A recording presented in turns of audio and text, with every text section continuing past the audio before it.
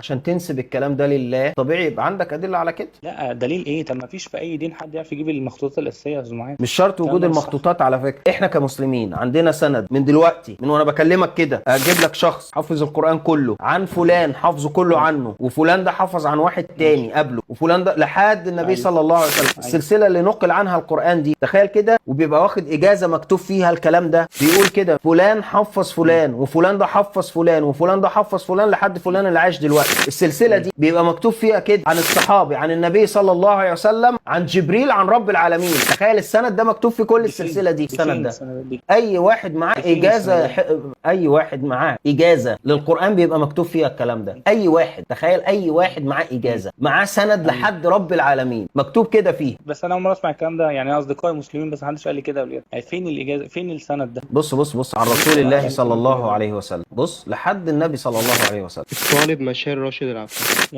يعني هو حفظها عن مين ومين حفظها عن مين؟ بالظبط. بس انا اول مره اسمع الكلام ده، يعني اصدقائي مسلمين بس محدش قال لي كده قبل كده.